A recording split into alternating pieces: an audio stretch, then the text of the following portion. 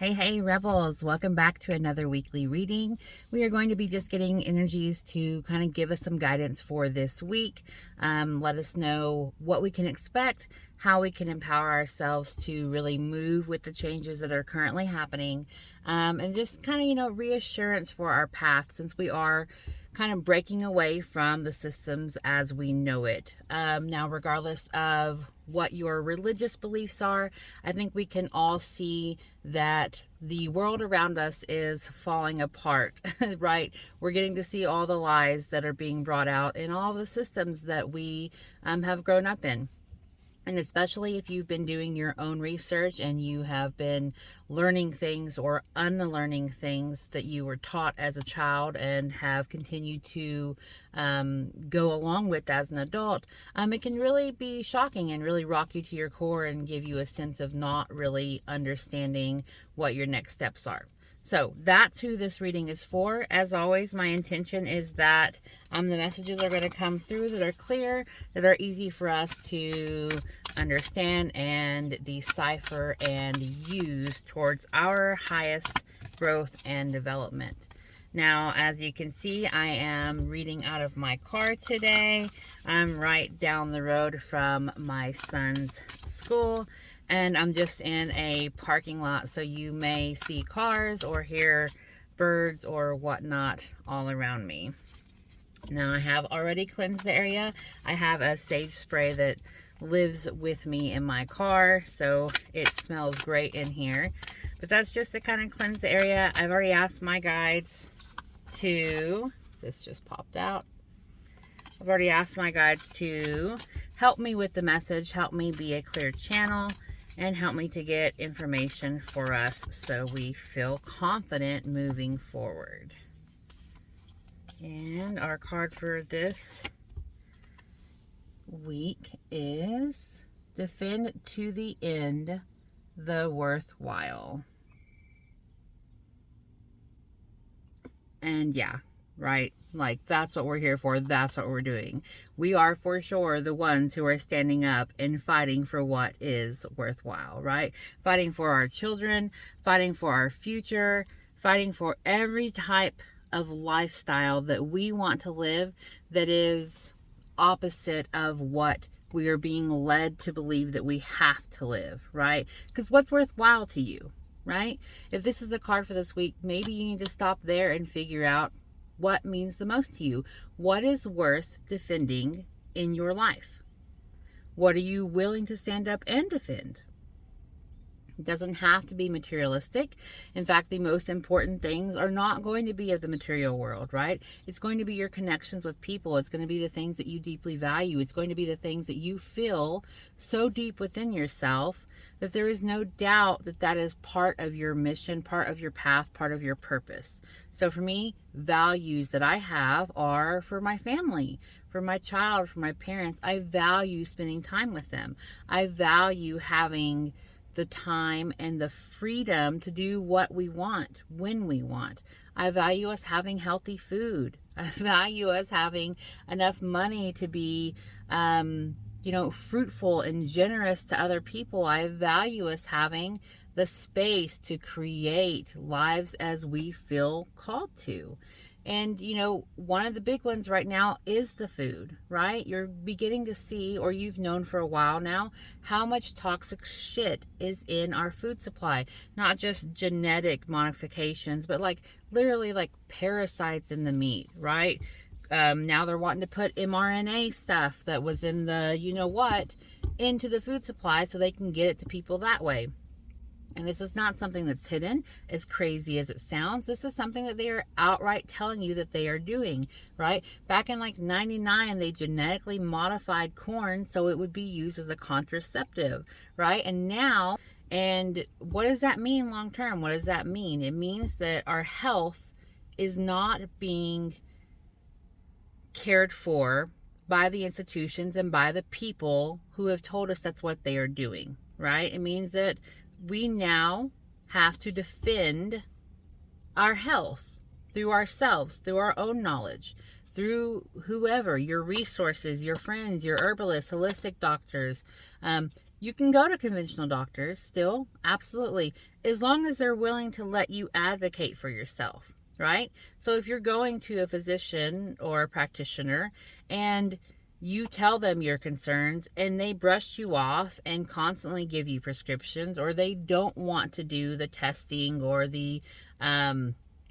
whatever lab panels or whatever you're requesting, if they keep telling you that it's not available or it's not important or they don't think it is and they are not listening to your concerns, then it is time for you to defend yourself and the care of yourself, and either find a new practitioner or do enough research to where you have some standing to really back yourself up when you ask for these things.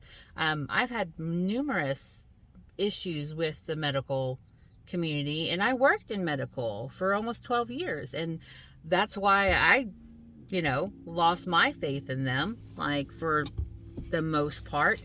That's another story, but that's something that we're going to have to defend, right? If you care about your health, if you care about your well-being, is that worthwhile? Is that something worth it for you to defend? Right? Having clean and healthy, non-genetically modified food that is free from carcinogens, food that is free from, all these dyes that cause all of these neurological problems in children. Is it worth it for you? Is that worthwhile for you to defend it? And if so, how are you going to do that? We've got to find different ways, right?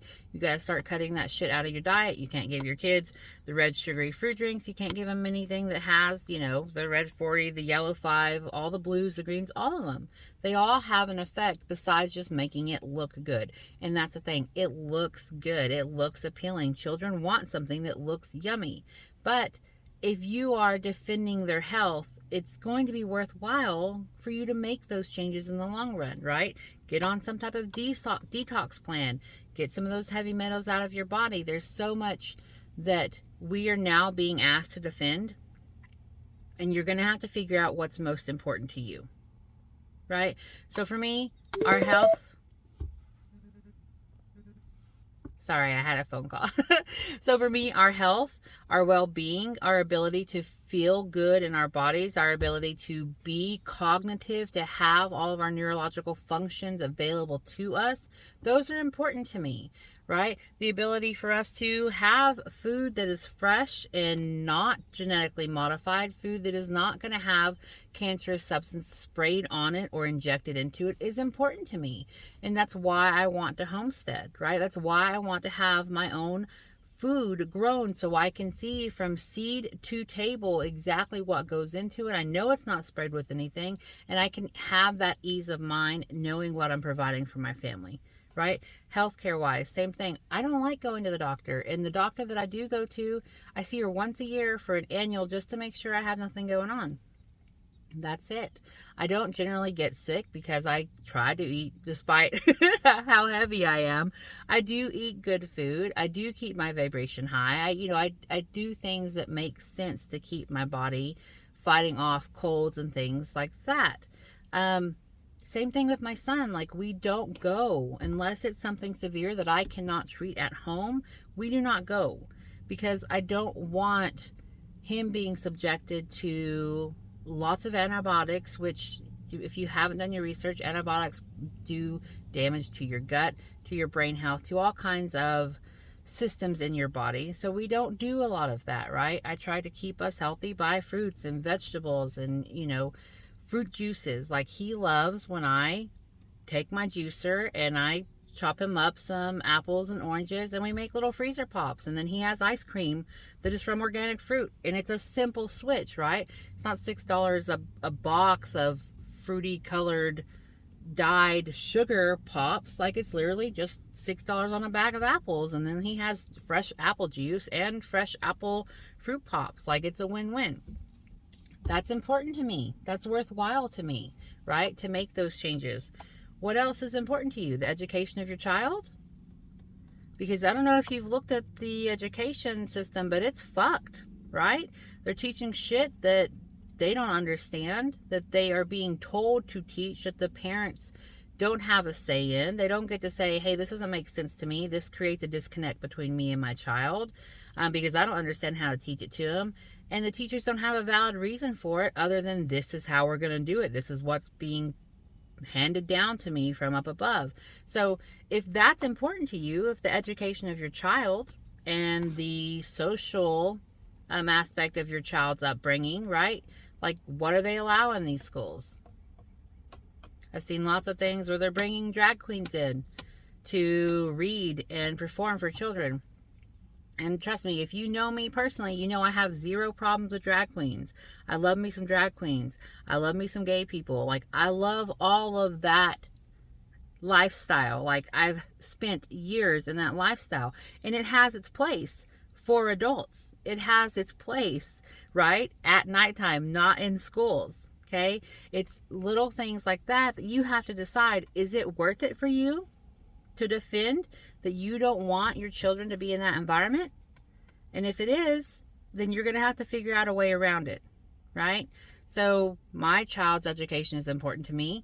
The lady that ran the daycare he was at before, she was lovely. Love her.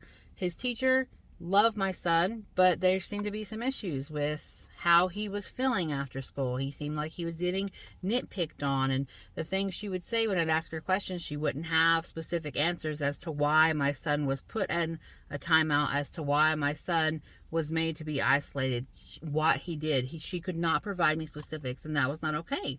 So he left that school.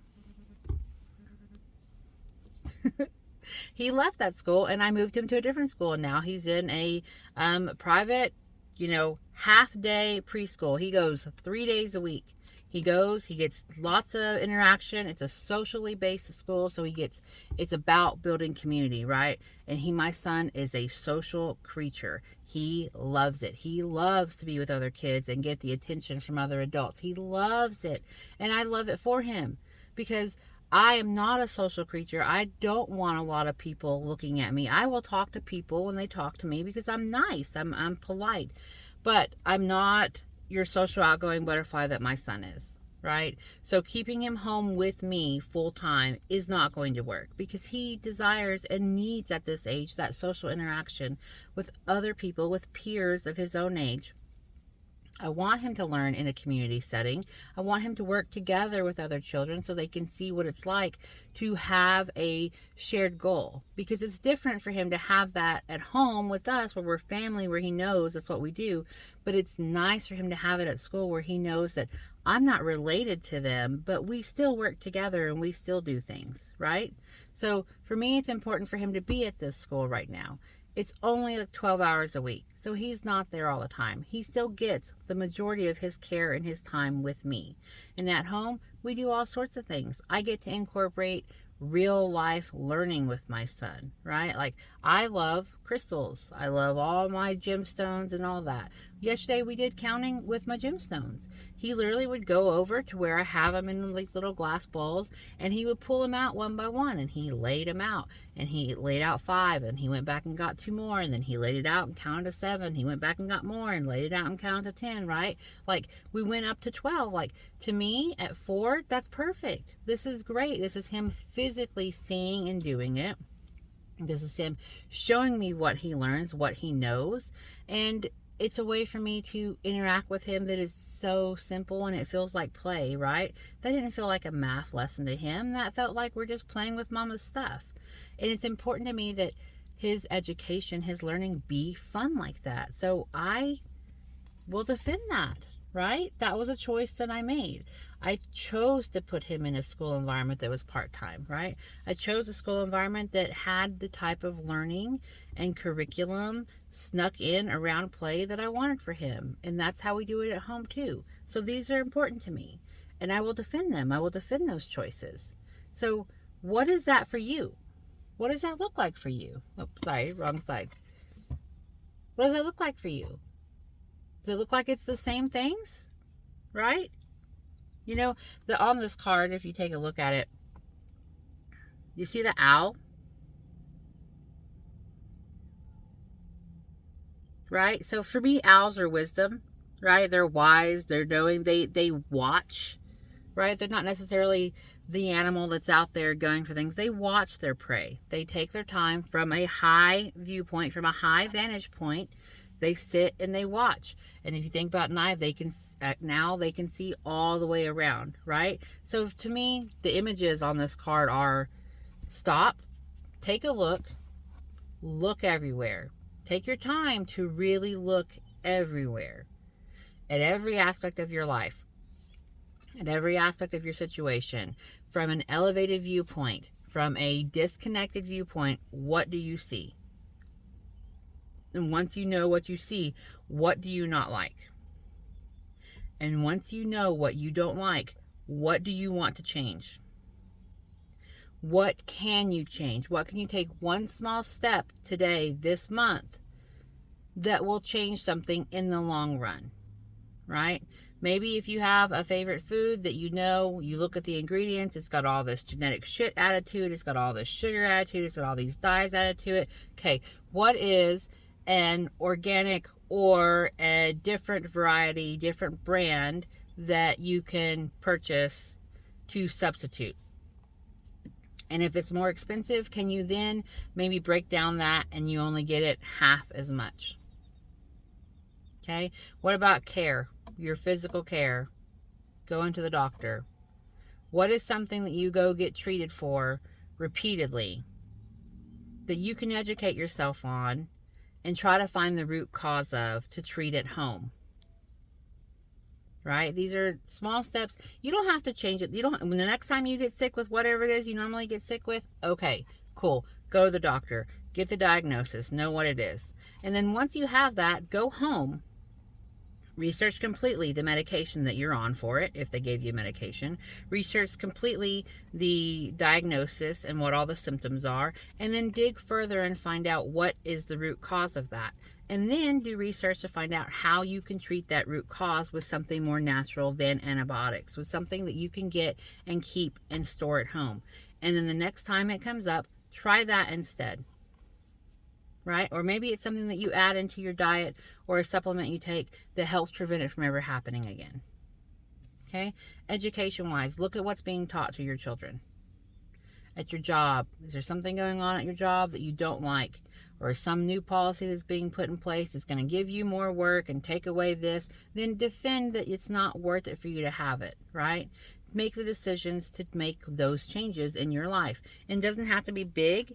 You know, the other thing that I really like on this card is, if you can see, she's got these like black eyes where it looks like possibly she was crying. Or what I see is just warrioress, right? Like, sorry, somehow video got cut off, but what I was saying is she looks like a warrior, right? She's got war paint on. Like, yes, maybe it was smeared black and she did cry and it ran down, but maybe that's part of her paint. Maybe that's part of her war paint. So this really calls in this action of defending it. Plus, if you look how the owl is on her, it looks very much like a headdress, right? Like a chieftain or the high priestess would wear. Owl symbolizing knowledge. The war paint symbolizing that she's a warrior, that she is willing to defend and fight for what she believes in. So, another thing to note, to the end. To the end. There is no, oh, I'm going to defend it for a little bit, just for a little bit. Oh, but it's too hard, I'm going to give up. No, like, this is it. Like, what are you willing to defend to the end? What is worthwhile defending to you to the end, right? I live in Texas. I have a gun. It's important to me that I always have a gun. It's important to me that my right to go and purchase a gun, any type of gun, is maintained and upheld. Because I know that having a gun does not mean that I am crazy and I'm going to go shoot people up. But it does mean that I can defend myself if and when needed from anything. Animal, man, government, right? That's important to me. So I will always stand by that Second Amendment. Like, it's important to me. It's something I will defend. And it's something that will help me defend if needed.